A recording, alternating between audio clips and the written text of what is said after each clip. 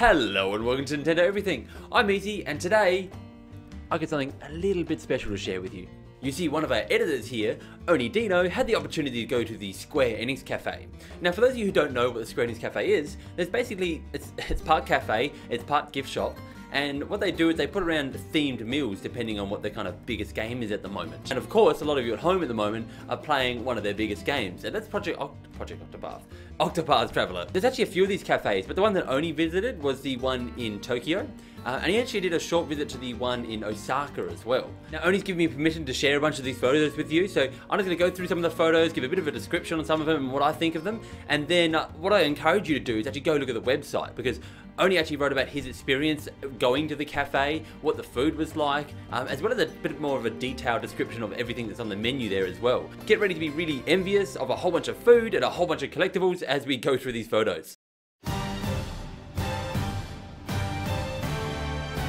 So I'm going to start by showing off a couple of the food and drinks. Now, as I said before, the whole thing is themed, so you'll notice straight away that the platter that comes out here with the game and the sourdough, or I think it's a sweet dough actually there, bread on the side, has an arrow sticking out of it, and that's of course because it's got to do with Kaanit. Now, the food's kind of cool, but I think what's really interesting is the drinks, because while they come out looking cool, like you can see the one there with the two swords, who are I think PRIMROSE's daggers sticking out of that one there, they all have really neat descriptions. So to jump back to the food again quickly, I'm actually going to read the description for the Hunter's Platter, which is the one you saw just before first. The description reads, "You feast on wild game meat fresh from the hunt, with a side of scrumptious sweet dough. The latter has been prepared according to Kaanit's own recipe, refined through years of preparing her own food night after night, as she and her master pursued their prey." So as you can tell, half the storytelling isn't done by what's actually on the plate, it's done by the description of what you're actually ordering, and it comes out on this, I think it comes out on like a tablet or like an iPad type of thing, and the menu you can actually flick through. I am going to read one more before I move on, and that's one on the drinks, because the drinks themselves are actually read from the barkeeper's perspective. So here you notice for TRESSA's drink, the barkeeper says, "TRESSA herself is too young to drink, so I mixed up this for her. She'd barely taken a sip before she started asking what was in it, where I got the ingredients, and how much they cost. A merchant to the end, that one. By the time she emptied the glass, I spilled all my secrets. Ah well, can't win them all, eh?" I think that's really unique, and I love that they all have their own kind of description as to do with the characters. It helps kind of build this lore upon the game that's completely outside the game.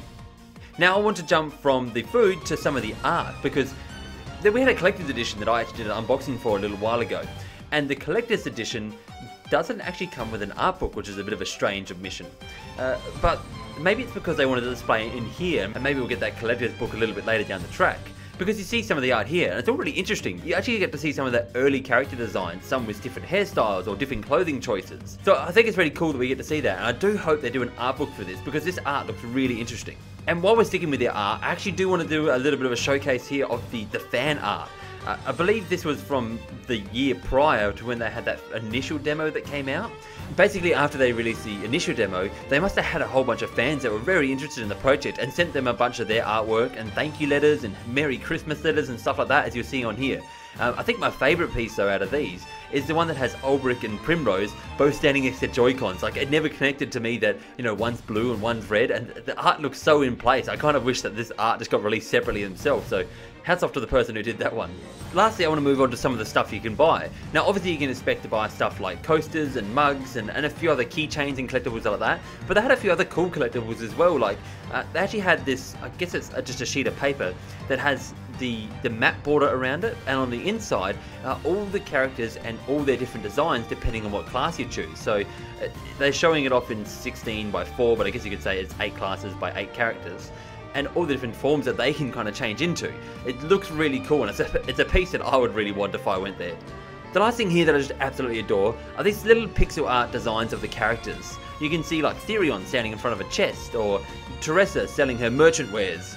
They're all something that I just absolutely love to display on a shelf. Anyway guys, I'm going to leave you with a few photos to scroll through here. Remember below I'm going to leave a link to the website where you can just get the full lowdown of everything that happened, as well as the full menu instead of just a couple things that I read off there, and all the pictures, so make sure you visit that. And for everything Nintendo, stay tuned to Nintendo Everything.